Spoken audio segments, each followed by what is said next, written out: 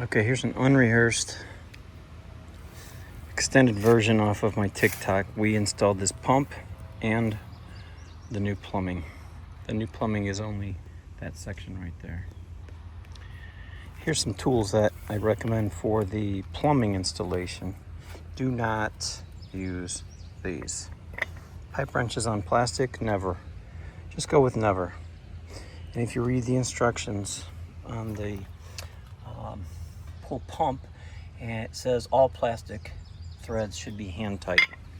And if you want to give it a tiny little snug, don't use a pipe wrench. Use like a strap wrench for your, like an oil filter wrench or something like that. So I had to do some cutting to get the old stuff out. So hacksaw. These are just some things you'll want to collect. A little marker, pen, or pencil for marking your measurements. So you'll need a tape measure. On your threads, you want to use some Teflon tape. I like to clean up my plastic really good, so I had some sandpaper and also a little utility knife to chamfer the edges. If you have an O-ring, this is a great product for swimming pools, and it's very sticky. And really, put it on lightly, just so it's just kind of shiny. You're going to need a rag handy to wipe your excess glue. See, the joints don't have any glue gushing from them, because while you're holding them in firmly for 30 to 45 seconds, you can wipe off that extra glue. What else? Well, I used to bring my pump in every autumn in Wisconsin because of the freezing. And the only year I didn't was last fall, 2025. And yeah, sure enough, water got into the motherboard, fried everything out. It's not worth trying. So we've really enjoyed this variable speed pump. So we got another variable speed pump, Black & Decker. It comes in a variety of horsepowers. This is the 1.5 horse. We like it. We just got it a few days ago. I don't like how plasticky it seems as you turn things and move around. It just seems like it's just a matter of time before you break something. You can see all this is plastic. This is plastic. Plastic, plastic, plastic. And the lid fits very firmly. You got to be really strong to snug it up enough. And if you snug it as much as it needs, you're going to start moving plumbing around. So I have found that I have to put my right knee against the pump housing itself just to get it snug enough. A little bit of magic lube on that O-ring is not a bad idea either. Whatever glue you're using, read the instructions thoroughly, because every glue is different. The glue I got, I'll show you. It's not a hot glue. Hot is sets very fast. You don't have much time for recovery. Even the glue I used, you can handle and roughly in 15 minutes. So it sets pretty quickly also.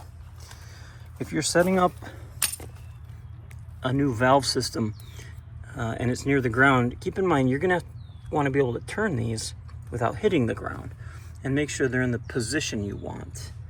My wife and I are both right-handed, so this is a handy position for us. Okay, here we are inside. This is the piece we replaced, and over time, we've been here 21 years, but part of that, somebody did lots of different little additions, because you could only cut and glue, and I don't know. And then it might have been me, somebody else. I don't know. I don't remember. You try to find leaks, because if you get any leaks in these joints sucking in air, you're gonna have a hard time priming your pump.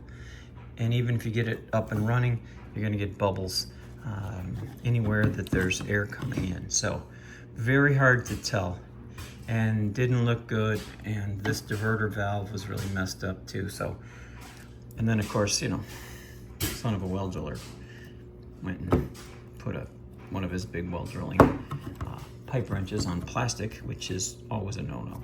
And I did it anyway. This was cause for concern. This is supposed to have a screw on the back of this diverter. It's like a grease port of some kind. Ours has been off for several years, so air was getting sucked in there at some point. Every one of these screws, I guess you could say it was over tightened, but every one of them has a crack. So maybe it's age. There's another crack.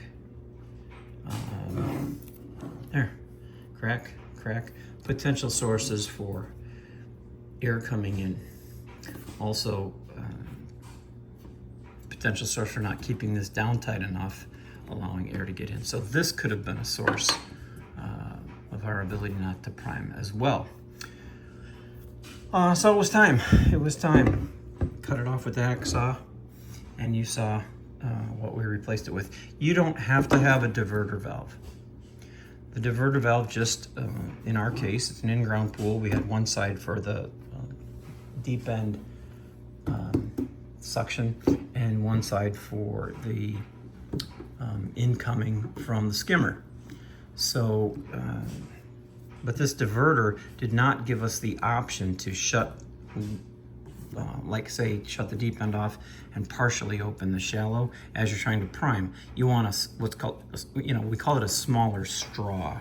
When you're priming, you don't turn both of these wide open. That creates a big straw, and it's hard to prime. You're just trying to suck all this water through a big straw. So you would shut one side off, pinch down the other side. Well, we could never do that with the diverter valve, and I don't think you can either. But I don't know your setup. We replaced this with the two new valves you saw, which allows us to have any combination. So let's do a little autopsy. Let's get these screws off and see what we find with these cracks. Okay, so we got the diverter valve disconnect off, and let's take a look inside. So you can see now why, as you turn this, you can't close one and slightly pinch down the other. You can close one, like this is deep end, that's shallow end. You can close off the deep end. You can turn it and close off the shallow end. If you slightly open the deep end, you've still got the shallow end coming in. So you can, our new setup is going to be much better, as we discussed, and you can see then, of course, if you wanted to shut it off completely. Actually, I don't think it lets you turn to that position. That grease port that was broken on ours always did allow air to get in, so we ended up putting some grease in it and then some like saran wrap or something. We just had to keep the air from coming into the system. I did not find, though, many cracks on the outside here, and you can see another one right there, 1 and 2, 3. I mean, looking down on these, you can see most of them have cracks either on top or on the sides. That certainly affects the tightness of the screws, which affects the tightness of the O-ring and the sealing of this unit. So we need to replace it anyways for 2 reasons. 1, our grease port is broken, and 2, say no more, I broke that. We're saying it for the 3rd time, but yes, don't put a metal pipe wrench on a plastic fitting. Hand tight only, a little bit of Teflon tape, that's all. And this was always just goofy. Wanted to replace that, clean it up. And we really had no way of knowing. You can see how dry some of this is. We just don't know if any of these joints were bringing any air in. On the new system, if it works, and by the way, be patient. Whatever it tells you to wait to use under pressure, like 2 hours or 3 or something, double it if you have the time. Who cares? Let it sit overnight. Don't rush it. Don't ever rush those instructions. Read them thoroughly. So yeah, this is the old diverter valve, and I don't see any cracks that came through it because of these exterior cracks, but again, replacing it. So DIY Dad YouTube, DIY Dad on my TikTok. On TikTok, of course, we're just posting some short videos. This is the extended version of the short one that you will find on TikTok. Thanks for watching. Hope it helps you with your plumbing or pool project.